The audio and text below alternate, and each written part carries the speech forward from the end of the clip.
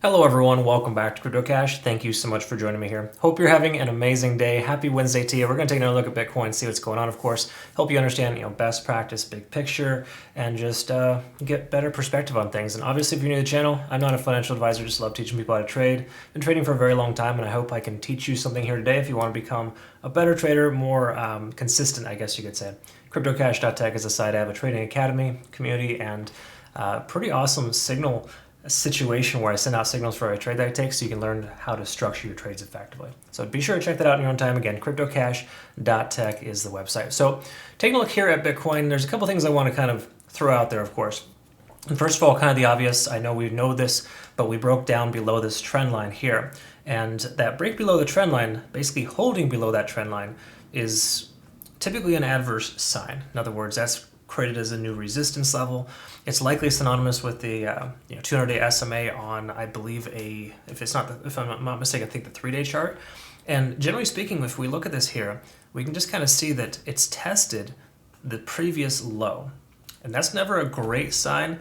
Obviously, it could still hold. I'm not saying that it couldn't. But if we lose 37.7, which was essentially the almost exact same level that was tested here recently, which I think 37.6 was what was touched, then we could expect more downside. Okay, so what that basically does is that's telling us that this bear flag is coming to fruition because we have that clean break down below the lower trend line.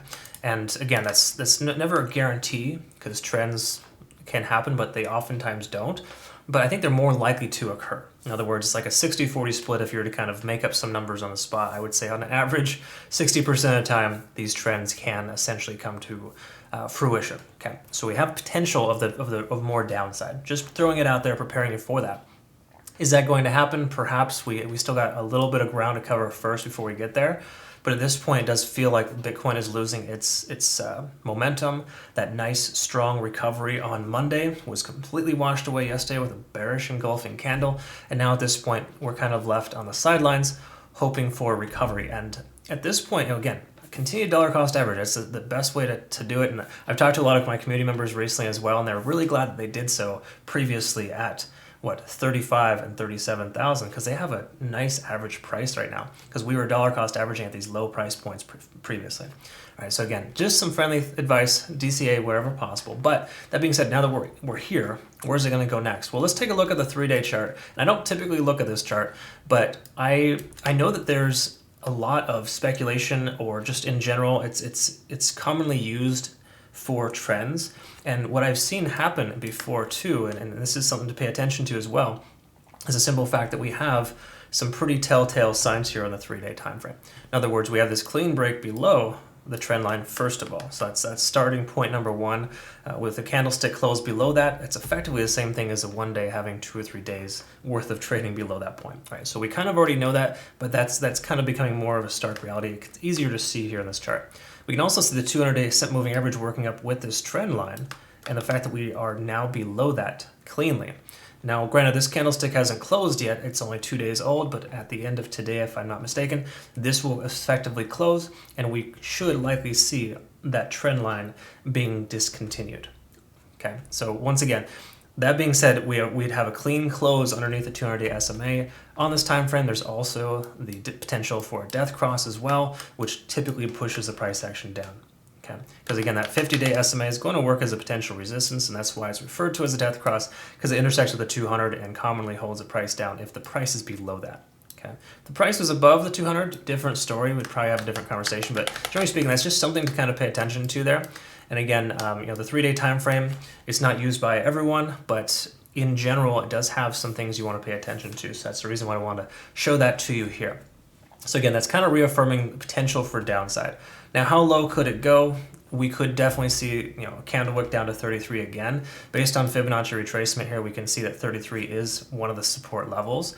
And of course, we can obviously identify about 35,000 or 34.8 as the next immediate support.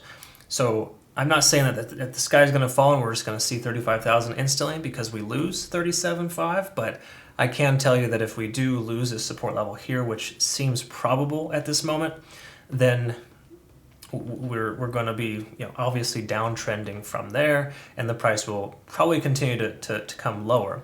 And again, the way I see it, better buying opportunity, better opportunity to average your price down if you have that availability.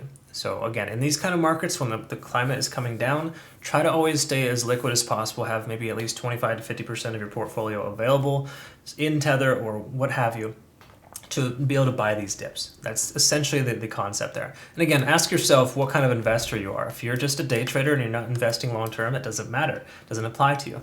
But if you're not, shame on you, for lack of better terms. And I think you should consider this as an investment opportunity, because one day Bitcoin will be very large in price. That's just my speculation. I think most people would probably agree. If you understand anything about supply and demand, deflationary coins are going to be worth a lot eventually when the supply runs out.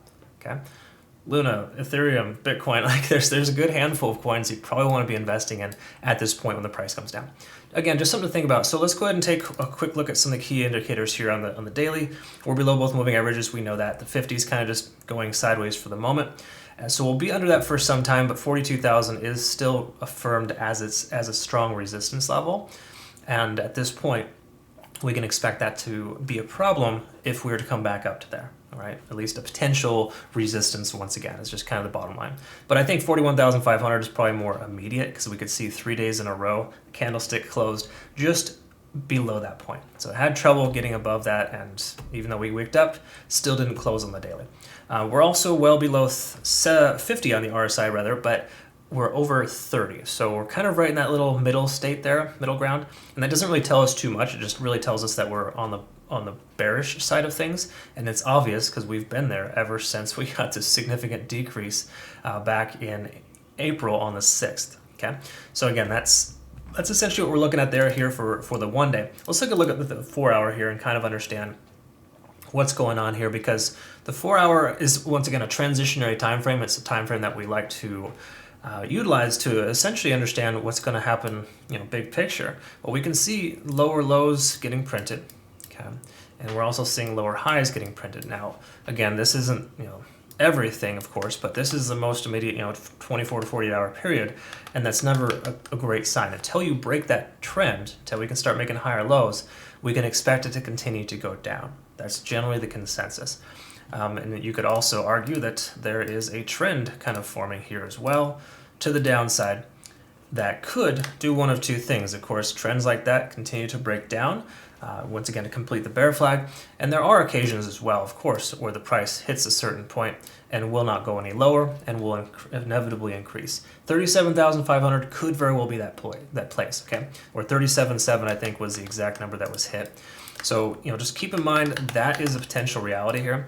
But generally speaking, on this time frame here on the 4 hours, not great. We're stuck under 50 on the RSI, and we didn't even get a convergence here, which we should have on this little push, this recovery, but it was stunted out here in the last couple of hours as soon as the market opened, which is interesting because I want to touch on this here as well, because NASDAQ is actually doing decent today. At least it opened pretty strong and had a recent sell-off. And what we've noticed too, and this is just an observation, if you take a look here at the NASDAQ, you can see we have 3 days of red. That was Wednesday, Thursday, Friday of last week, followed by a green Monday. Coincidentally, no surprise here, 1, 2, 3 red days for Bitcoin, Wednesday, Thursday, Friday. Of course, weekend trading is different than traditional trading because it's closed on the weekends. We had these 2 candlesticks here, and then Monday opens, of course, and then a red day yesterday to kind of complete that same thing. And of course, US dollar is on its way up. So again, a lot of things to look for, and just a handful of little extra stuff to kind of keep in mind. But once again, those are just things kind of that you need to be aware of. It's not a foolproof 100% going to follow the NASDAQ or the traditional market, but it sure has been lining itself with that recently. Just again, something to be mindful of. Last thing we're going to summarize here is go ahead and call it a day after this, of course, is the 1 hour. So we came up and got immediately rejected off the cloud. So that's disadvantageous, of course. Lagging spans coming into intersection with the price action here as well. So if you had basically telling us if you have a short or a long open, you want to consider closing it. In other words, there's no definitive line in the sand here, minus the fact that we're underneath the cloud, telling us that a short might be more viable than a long. But when these two intersect and essentially that collides with the price action, it really just is kind of a case in point where you probably don't want to take a position. I would recommend waiting for it to decide what it wants to do. If we get a clean break above the cloud, just say we get a close today above 39,200, then that would be perhaps a different story. But right now, 39,000 is appearing to be a pretty strong resistance. You can see here, it got rejected about 5 hours in a row, pushed up and got rejected once more. So we're still having yet to close well above 39,000. And keep in mind, 39,000 was a previous previous support level based on volume. Now it's considered to be a resistance because we're broken down below that. So that being said, we could anticipate 39,000 being the highest point in which the price could go here in the immediate future. Once again, if that isn't broken, or just say we close above 39,200, it doesn't mean that we're going to be in the clear, because we still need to break this most recent high to effectively establish higher highs and higher lows. So the most recent high, once again, is right around 40,500 as a round number. So if we can get a close above 40,500 in the next couple of days, we'd be making higher highs. And that would be a very positive sign in the grand scheme of things to get that turnaround to happen. We're not there yet, though. Unfortunately, there's not much to really go on here, except for the fact that we have a significant bear flag on the daily and or 3-day, if you want to look at it that way. And ultimately, at this point, it just feels like Bitcoin wants to continue to progress lower. It's just kind of giving that feeling it's not wanting to stop. And unfortunately, sometimes these patterns do happen. And if it were to occur, more likely than not, we'll see some downside here soon. I don't think we're going to see 24,000. That's still not something that I can fully wrap my head around. I don't think that we're going to. I think the economy that we have right now, based on whomever's investing in Bitcoin, isn't going to see the price go down that low. I think that there's too many large investors in at a higher price point to allow that to happen. They're going to find 30, 35,000 is an extremely good value, like we're seeing now. We see a lot of benefit or just strong volume right at the price point of just say 39,000, or in this case, if you look now that there's a little bit more volume, here, let's scroll out, we're looking at about 38,700. Almost exactly where the price action is at right now is the most amount of volume. And that tells us, once again, that that's a point of contention. So the possibility, the likelihood of the price dropping dramatically lower than that, in my opinion, is quite low. But we got to consider that being a potential resistance now too, because volume is commonly a resistance and support level. That's why I like to use the volume weighted average price. It really helps us understand what the average price is based on the volume last 24 hours. That's more so a day trading tool, and I don't cover that every day. But generally speaking, that is something that I utilize on the side as well, and it speaks very well. So in other words, obviously we can see 39,000 is a point of contention. Now that we've closed below that, I do feel like we might actually see that be the highest point in the immediate future.